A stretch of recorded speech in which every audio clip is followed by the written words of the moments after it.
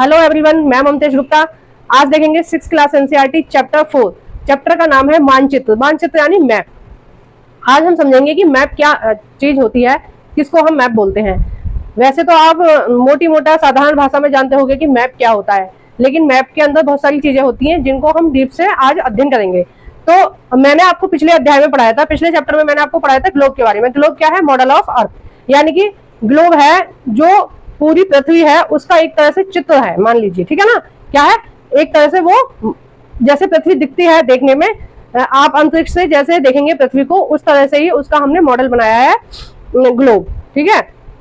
तो ग्लोब क्या है? बिल्कुल ऐसे ही दिखता है जैसे पृथ्वी दिखती है। मॉडल ऑफ अर्थ है, मतलब पृथ्वी का मॉडल है। तो अगर हम अध्ययन करने के लिए कहीं भी जाएं, हमें कुछ भी चीज की जानकारी है, तो ये तो संभव नहीं है कि हर जगह हम एक ग्लोब को लेके अपने साथ जाएं।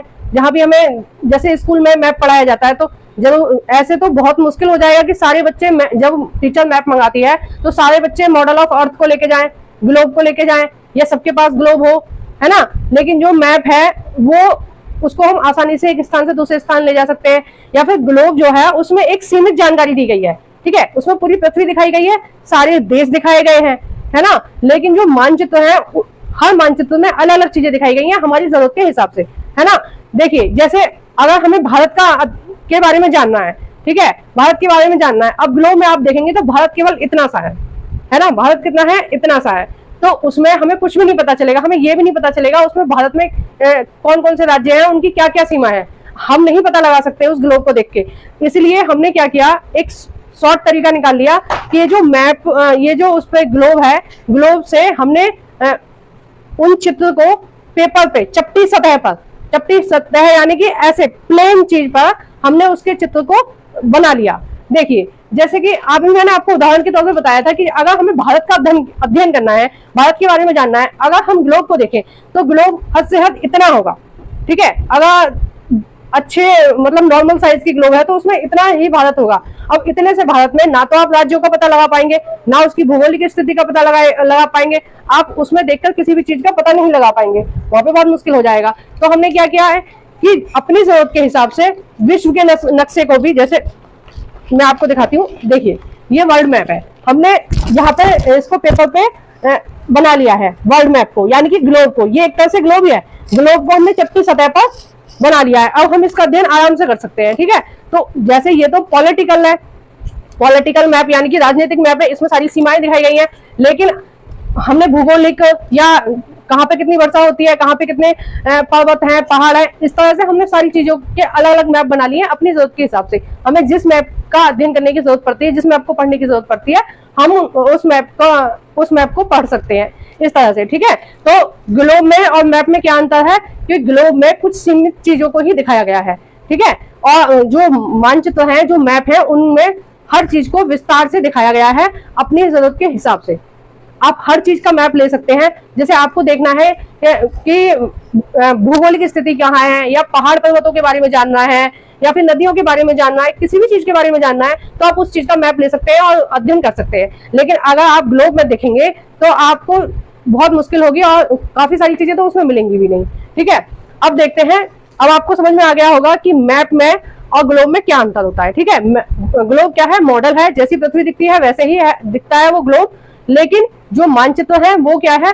हमने एक चपटी सतह पर उनका चित्र बना लिया है, ठीक है। अब देखिए, अब देखते हैं कि मानचित्र के प्रकार देख लेते हैं। मानचित्र के प्रकार, ये भौतिक मानचित्र है। भौतिक मानचित्र में क्या होता है? इस भौतिक मानचित्र में पहाड़, पर्वत, नदियां, महासागर उस तरह से दिखाए जाते हैं। देखिए, मैं आपको दिखाती हूँ। जैसे आप भारत से हैं तो भारत के बारे में हम जानकारी हासिल कर लेते हैं। देखिए, ये भारत का मैप है, ठीक है। भारत का कौन सा है? भूगोलिक मैप। भूगोलिक यानी कि फिजिकल मैप, फिजिकल मैप या भौतिक मैप या भूगोलिक मैप, ठीक है, एक ही बात है ना। तो इसमें क्या है? सारी चीजों को दिखाया गया है। अब देखिए, जैसे हिमालय को दिखाया गया है, ये पूरा हिमालय है, यहाँ पे बहुत सारी पर्वत श्रेणियां हैं, उनको दिखाया गया है। और देखिए, समुद्र को दिखाया गया है, महासागर को दिखाया गया है, यहाँ पे देखो हिंद महासागर को दिखाया गया है। तो जो इस तरह के मैप होते हैं उनको क्या बोलते हैं हम? भौतिक मैप या भौगोलिक मैप या फिर फिजिकल मैप। ठीक है। तो भौतिक मैप में किस तरह की चीजों को दर्शाया जाता है? पर्वतों को, पहाड़ों को, मैदानों को, नदियों को, महासागरों को, इन सारी चीजों को दिखाया जाता है। ठीक है। अब सेकंड नंबर पर हम देखते हैं राजनीतिक मैप। राजनीतिक मैप क्या होता है? राजनीतिक मैप जो होता है, उन राजनीतिक मैप में राज्यों, नगरों, शहरों, गांव या विश्व के विभिन्न देशों को दिखाया जाता है। उसमें जो राजनीतिक मैप होता है उसमें क्या दिखाया जाता है? सारे चीजों की सीमाएं दिखाई जाती हैं। अगर आपको भारत में सभी राज्यों का अध्ययन करना है और आप ये भौतिक मैप देखेंगे, ठीक है, आपको अच्छे से दिख रहा होगा ना ये भौतिक मैप, इसमें देखेंगे, इसमें आपको राज्यों का नहीं पता चलेगा। देखिए अब मैं आपको राजनीतिक मैप दिखाना चाहती हूँ। आपको राज्यों के बारे में पता करना है, आप राजनीतिक मैप देखिए, इसमें आपको अच्छे से पता चल रहा होगा कि कौन सा राज्य कहाँ है, क्योंकि इसमें सभी राज्यों की सीमा को अलग अलग कलर से दर्शाया गया है। ठीक है, तो आप पता लगा पाएंगे गुजरात यहाँ है, राजस्थान उसके ऊपर है, इधर उत्तराखंड है, इधर यूपी है, तो सारी चीजों को आप आसानी से पता लगा पाएंगे इस राजनीतिक मैप में। ठीक है, और जबकि आप भौगोलिक मैप में नहीं पता लगा सकते। देखिए आपको मैं भौगोलिक मैप दिखाती हूँ, इसमें आपको पता चल रहा है किसी भी राज्य के बारे में कि कौन सा राज्य कहाँ है? नहीं पता चल रहा ना, किसी भी राज्य की आपको सीमा का नहीं पता चल रहा ना। लेकिन जो राजनीतिक मैप होते हैं, जो पॉलिटिकल मैप होते हैं, उनमें सारी सीमाओं का आपको आराम से दिखाई देगा। ठीक है, अच्छे से दिखाई देगा सारी। अब जैसे कि आपको राज्य, मैंने आपको राज्य का उदाहरण दिया, लेकिन अगर आपको नगरों के बारे में अध्ययन करना है, महानगरों के बारे में अध्ययन करना है, शहरों के बारे में अध्ययन करना है, तो आप आराम से इस राजनीतिक मैप को देख सकते हैं। जैसे आप यूपी में रहते हैं, ठीक है, यूपी का कोई शहर मान लीजिए, इलाहाबाद मान लीजिए, प्रयागराज, सॉरी आप प्रयागराज मान लीजिए, या फिर आप एटा मान लीजिए, अलीगढ़ मान लीजिए, बुलंदशहर मान लीजिए, कोई भी शहर के बारे में आपको पता करना है तो आप ये राजनीतिक मैप लेंगे। कौन सा है? ये वाला। देखिए आप ये राजनीतिक मैप लेंगे और आप इसमें यूपी में जाएंगे इधर, और देखिए इसमें बहुत सारे शहरों के नाम लिखे हैं, देख पा रहे हैं ना आप? इसमें बहुत सारे शहरों के नाम लिखे हैं और आप आसानी से किसी भी शहर के बारे में जानकारी ले सकते हैं यूपी के। ठीक है, या आप किसी भी स्टेट में रहते हैं तो आप उसके शहरों के बारे में जानकारी लेना चाहते हैं तो आप इस मैप से ले सकते हैं। अगर आप भौगोलिक मैप को या भौतिक मैप को देखेंगे तो उसमें नहीं होगा। ठीक है, अलग अलग मैप के अलग अलग महत्व होते हैं। गांव के बारे में जानकारी लेनी है तो आपके जिले का एक मैप होगा, या आपके हाँ जिले का एक मैप होगा। जिले के मैप में गांव, सारे गांव को, शहरों को दर्शाया जाएगा। मान लीजिए आप किसी भी जिले से हैं, मैं यूपी का उदाहरण देती हूँ कि आप मान लीजिए बुलंदशहर के जिले से हैं, तो बुलंदशहर के जिले के जितने भी गांव हैं उस मैप में आपको दिखाई जाएंगे। ठीक है, तो उसको हम क्या बोलेंगे? राजनीतिक मैप। राजनीतिक मैप में क्या होता है कि जिस स्थान के बारे में आप अध्ययन कर रहे हैं उसकी एक भौगोलिक सीमा को दिखाया जाएगा कि इसकी ये सीमा है, इसकी ये सीमा है, जैसे कि इस राजनीतिक मैप में सबकी सीमाओं को अलग अलग दिखाया गया है। नेक्स्ट देखते हैं थीमेटिक मानचित्र। थीमेटिक मानचित्र क्या होता है? थीमेटिक मानचित्र में कुछ चीजों को हम अलग से अध्ययन कर लेते हैं, जैसे सड़क, वन, वर्षा, उद्योग आदि के वितरणों को दिखाया जाता है। अब देखिए मैं आपको उदाहरण के तौर पर बताती हूँ, मैंने आपको दो मानचित्र बताए तो आपको ठीक से समझ में आया होगा। अब थीमेटिक मानचित्र में क्या है कि जैसे ये वाला मैप है, इसमें क्या दिखाया गया है? इसमें वर्षा दिखाई गई है कि कहाँ पर कितनी वर्षा होती है। ये जो अलग अलग कलर से दिखाया गया है ना, ये दिखाया गया है कि यहाँ अधिक वर्षा होती है, यहाँ कम वर्षा होती है। जैसे मैं आपको पढ़ के बता देती हूँ कि 4000 मिलीमीटर से अधिक वाला जो है वो सबसे ज्यादा डार्क है। जो सबसे ज्यादा डार्क है ब्लू कलर, जो नीला कलर सबसे ज्यादा गहरा है, वो उसमें दिखाया गया है कि यहाँ अधिक वर्षा होती है। जैसे जैसे ये कलर कम होता जाएगा वैसे वैसे वर्षा कम कम होती जाएगी। अब देखो जो येलो है वो दिखाया गया है, वो रेगिस्तान का प्रतीक दिखाया गया है, येलो कलर। इसमें जो येलो कलर दिखाया गया है इसका मतलब वहां वर्षा नहीं होती। तो इसमें किसी और चीज पे फोकस नहीं दिया गया है, इसमें किस चीज पे फोकस दिया गया है? केवल वर्षा, केवल वर्षा के बारे में बताया गया है। तो इस तरह से जब हम अलग अलग चीजों का अध्ययन करते हैं, किसी एक चीज का अध्ययन करते हैं एक क्षेत्र विशेष में, तो हम यूज करते हैं थीमेटिक मानचित्र। अब देखिए इसमें क्या है? प्राकृतिक वनस्पतियों को दिखाया गया है इस वाले मैप में। अब आप देख सकते हैं कि जहां ज्यादा डार्क है वहां बहुत ज्यादा वनस्पति है, संघन वन है, ठीक है, पास पास वाले वन है ना। और जहां ये येलो कलर दिखाया गया है वहां वनस्पति नहीं है। जैसे लद्दाख एक रेगिस्तान है, ठंडा रेगिस्तान है, मैंने आपको बताया था ना पिछले वीडियो में। तो लद्दाख में कोई वनस्पति नहीं है। राजस्थान में भी थार रेगिस्तान है, तो वहां पे भी कोई वनस्पति नहीं है। तो इसमें केवल वनस्पतियों के बारे में ही बताया गया है। ये जो मैप है अभी 6th क्लास के हिसाब से ये एक बड़ी चीज है, आपको शायद थोड़ा सा कम समझ में आएगा, लेकिन जैसे जैसे आप आगे क्लासों में जाएंगे तो आप मैप से ही पढ़ेंगे, है ना। तो जब आप मैप से पढ़ेंगे तो आपको हर चीज का पता होना चाहिए कि जैसे आपको बारिश के बारे में पता लगाना है कि हमारे भारत के किस राज्य में कितनी बारिश होती है, या कौन से क्षेत्र में बारिश नहीं होती है, या किस क्षेत्र में किस राज्य में कितने ज्यादा वन है, कितनी ज्यादा वनस्पति है। इन सारी छोटी छोटी चीजों का अगर आपको पता लगाना है तो आपको कौन सा मानचित्र की जरूरत पड़ेगी? थीमेटिक मानचित्र। जो थीमेटिक मानचित्र होता है, जैसे उद्योग, आपको देखना है कि किस राज्य में कितने उद्योग है। उद्योग जैसे आपको रोजगार के लिए कहीं जाना है, ठीक है, आपको काम ढूंढने के लिए जाना है, तो आप एक थीमेटिक मानचित्र उठाइए, उसमें आप देख लीजिए कि इस मानचित्र में किस शहर में कितने ज्यादा उद्योग हैं। जिस शहर में जितने ज्यादा उद्योग हैं आप उस शहर में जाके अप्लाई करिए, शायद आपको एक पोस्ट मिल जाए, शायद आपको कोई रख ले काम पर, उनके यहाँ जगह खाली हो। ठीक है, तो ये जो मानचित्र है ये हमें आगे के लिए बहुत ज्यादा काम आते हैं।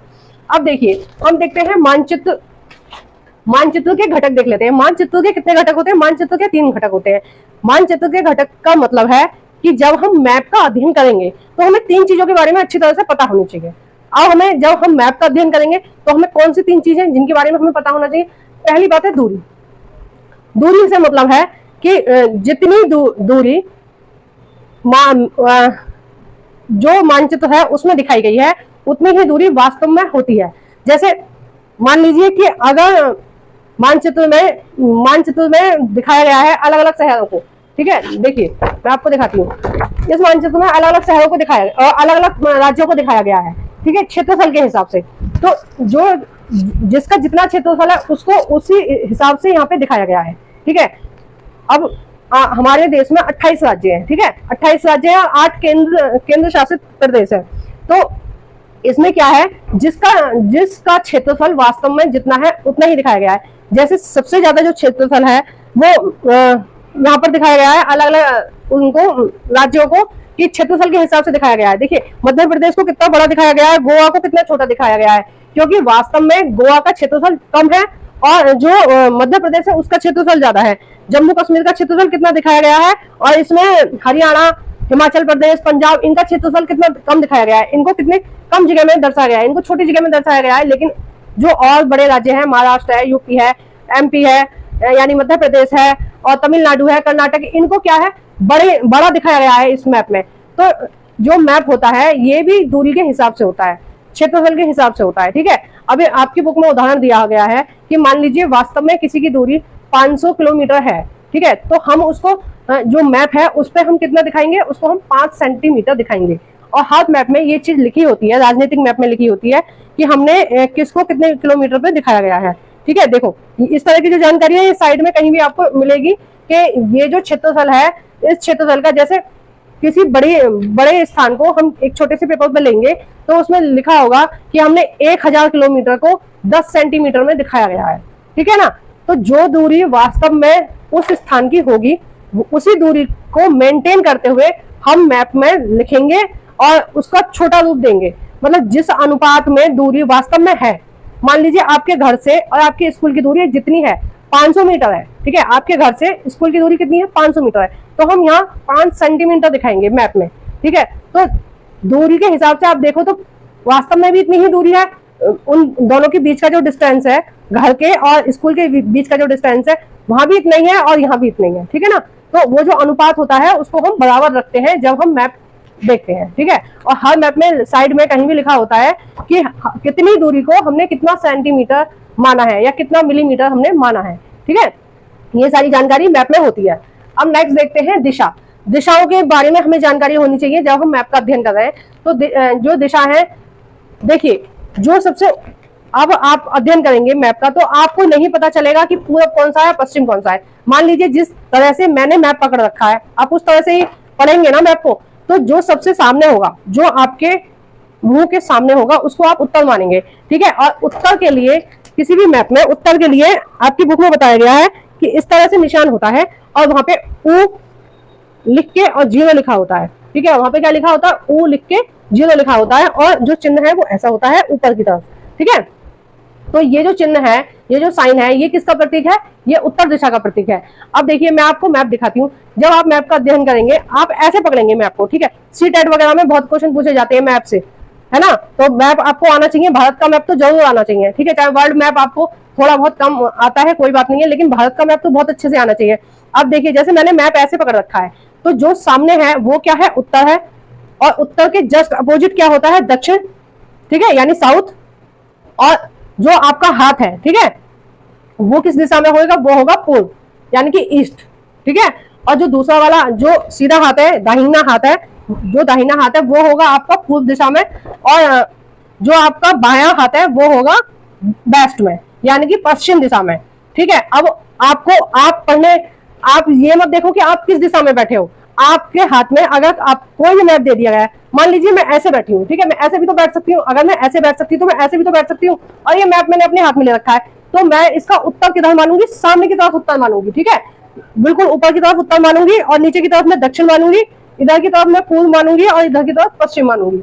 देखिए आप प्रैक्टिकल करके देख सकते हैं अपने घर पे, मैं आपको बता रही हूँ कि आपका जो सीधा हाथ है, ये वाला हाथ है जिससे आप लिखते हो, जो आपका सीधा हाथ है वो असम, अरुणाचल प्रदेश इसकी तरफ आएगा, ठीक है। और आप कैसे भी बैठ जाना, किसी भी पोजीशन में बैठ जाना, ठीक है, तो जो आपके सीधे हाथ पे पड़ेगा वो क्या होगा, असम, अरुणाचल प्रदेश, ये पूर्वोत्तर भारत आएगा। लेकिन आपके जो दाहिने वो बाएं हाथ पे आएगा, ठीक है, लेफ्ट हैंड पे आएगा, वो क्या आएगा, गुजरात आएगा। आप किसी भी पोजीशन में बैठ जाएंगे आपको ये बिल्कुल सेम मिलेगा, है ना। और ऊपर की साइड क्या आएगा, उत्तर आएगा, और नीचे की साइड क्या है, दक्षिण आएगा, यानी कि साउथ आएगा। अब आपको दिशाओं के बारे में जानकारी हो गई होगी कि हमारी जो 4 दिशाएं वो प्रधान दिशाएं। अब देखते हैं प्रधान दिक बिंदु। प्रधान दिकी बिंदु क्या होते हैं, 4 होते हैं। कौन कौन से होते हैं, उत्तर, दक्षिण, पूर्व और पश्चिम, ठीक है। और हमारी दिशाएं जो होती हैं वो कितनी होती हैं, 8 टोटल। कितनी, देखो प्रधान होती है 4, जब आपसे प्रधान पूछे एग्जाम में तो आपको बताना है 4, ठीक है, पूर्व, पश्चिम, उत्तर, दक्षिण। और अगर आपसे सारी दिशाओं के बारे में पूछा जाए तो दिशाएं कितनी होती है, 8। अब बताती हूं मैं आपको 8 दिशाएं कैसी होती हैं। देखिए ये जो है इसको हम उत्तर मानेंगे, जो हमारे मुंह के सामने होगा हम उसको उत्तर मानेंगे, ठीक है। इस तरह से एरो बना के सीटेट के एग्जाम में पूछा गया था, बस ऐसे एरो बना रखा था, इसका नाम ए दे रखा था, और पूछा गया था कि इस एरो जो ए है, जो बिंदु ए है उसको हम कौन सी दिशा मानेंगे। इस तरह का क्वेश्चन मैंने सीटेट के एग्जाम में देखा था, ठीक है। तो सॉरी, देखिए इसको क्या है, ये क्या है, उत्तर, और इसके जस्ट नीचे क्या होगा, दक्षिण, और सीधे हाथ पे क्या होगा, पूर्व, और उल्टे हाथ पे यानी कि दाहिने हाथ पे क्या होगा, पश्चिम, ठीक है। अब देखिए एक इनकी बीचों बीच से दिशा निकलेगी, ठीक है, और एक इधर से दिशा निकलेगी, एक इधर से दिशा निकलेगी, और एक इधर से दिशा निकलेगी। एक मिनट,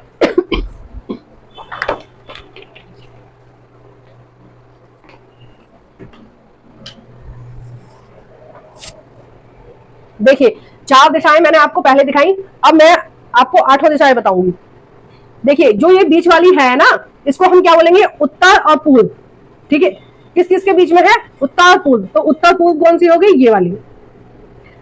अब ये वाली जो देखा है ये किस किस के बीच में है, उत्तर और पश्चिम, तो ये कौन सी होगी, उत्तर पश्चिम। अब ये वाली जो देखा है ये किस किस के बीच में है, पश्चिम और दक्षिण, तो ये होगी पश्चिम दक्षिण, ठीक है। ये वाली जो देखा है दिशा है, सॉरी, ये वाली जो दिशा है ये किस किस के बीच में है, दक्षिण और पूर्व, तो ये हो गई दक्षिण पूर्व। तो दिशाएं कितनी होती हैं, 8, ठीक है। मुख्य कितनी होती है, 4, प्रधान कितनी होती है, 4। अब देखते हैं रेखा चित्र। रेखा चित्र क्या होता है, रेखा चित्र होता है कि आपके घर कोई आना चाहता है, ठीक है। मान लीजिए मैं आपके घर आना चाहती हूँ और मैं आपसे पूछती हूँ कि भाई अपने घर का रास्ता बता दो मुझे नहीं पता है कि मैं आपके घर कैसे आऊँ। तो आप क्या करेंगे, आप एक पेपर लेंगे, ठीक है, एक प्लेन पेपर लेंगे, और आप उस पर बताएंगे कि मैम हमारा जो शहर है वो, कोई भी अपना शहर का नाम बताएंगे, मान लीजिए आपके शहर का नाम है ए, ठीक है, कि ए शहर में आप बस से बैठ के आएंगी, तो बस में से उतरेंगी, उसके बाद एक सीधी रोड आएगी, उसके बाद आप यू टर्न ले लेना मैम, लेफ्ट मुड़ जाना, राइट मुड़ जाना, वहां पे एक ऐसी दुकान आएगी, वहां से फिर आप सीधे चलना, वहां से आप पूछ लेना कि मेरा नाम ये है, इस नाम का घर कौन सा है, या मेरा मकान नंबर ये है उस गली में, ठीक है। मान लीजिए शिवपुरी गली में मेरा मकान नंबर ये है, तो आपने रफली मुझे कहा, पेपर पे समझा दिया, ठीक है, पेपर पे आपने मुझे समझा दिया कि ऐसे ऐसे मेरे घर आना है, तो वो क्या है, वो है रेखा चित्र, ठीक है। रेखाओं के द्वारा आपने एक चित्र बनाया, रेखाओं के द्वारा आपने एक चित्र बनाया, कहीं पर भी, ठीक है, एक प्लेन पेपर पे या कहीं पे भी मुझे ऐसे ही समझा दिया, किसी भी चीज पर लिखकर मुझे ऐसे ही समझा दिया कि ऐसे ऐसे आप मेरे घर आ सकते हो, तो ये जो आपने मुझे रफली समझाया है उसको हम बोलेंगे रेखा चित्र। इसमें आपको दूरी वगैरह का ज्यादा ध्यान नहीं देना होता, आप रफली बता रहे हैं तो ऐसे ही आप बता सकते हैं, ठीक है ना। मान लीजिए हमें राष्ट्रपति भवन जाना है, ठीक है, तो आपको पहले बताया जाएगा कि राष्ट्रपति भवन जो है वो दिल्ली में है। आप दिल्ली में जाएंगे, दिल्ली के बस स्टैंड या रेलवे स्टेशन उतरेंगे, वहां से आप ये वाला बस लेंगे या ये वाला ऑटो लेंगे, फिर वहां से जाएंगे तो दूसरी गली पड़ेगी और उसके बाद इस नंबर पे वाली बस पकड़ेंगे, फिर ऐसे जाएंगे।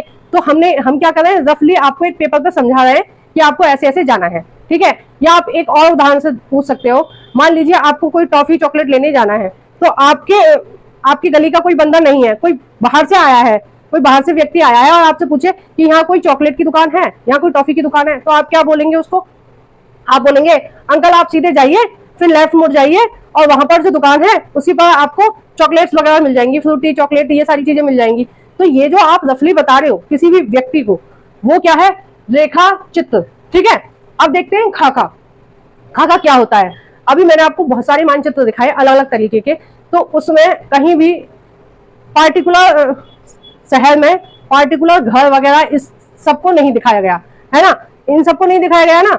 तो हम क्या करते हैं कि एक अपने, जैसे हमें अपने घर के बारे में जानना है, हमें अपने घर का मैप देखना है, तो हम क्या करेंगे, एक पेपर पे या एक कपड़े पे, पहले जमाने में कपड़े पे आपने देखा होगा पुराने, अगर आपके पास पुराने मैप पड़े होंगे आपके घर में, आपके घर के, तो वो क्या करते थे, पेपर नहीं थे पहले इतने ज्यादा, तो वो क्या करते थे, कपड़े पे मैप बना लेते थे। तो कपड़े पे आपने देखा होगा आपके घर का मैप या आपके खेत का मैप, ठीक है, उसको हम क्या बोलते हैं, उसको हम खाका बोलते हैं, ठीक है। जैसे आपको कोई अपना खेत बेचना है या आपको कोई अपना खेत खरीदना है, कोई आपको खेत खरीदना है या आपको कोई प्लॉट खरीदना है, मकान खरीदना है, तो आप सबसे पहले उस व्यक्ति से जाके बोलेंगे कि ये जो हम मकान खरीद रहे हैं, प्लॉट खरीद रहे हैं, खेत खरीद रहे हैं, आप इसका हमें मैप दीजिए कि मैप में ये कितने गज का है, कितने बीघा है, कितने स्क्वायर फीट है, ये सारी चीज आप हमें दीजिए। तो वो क्या करेगा, उसके पास भी या तो पेपर पे होगा, ये नया जमाना है इसमें पेपर पे मिल रहा है, ठीक है।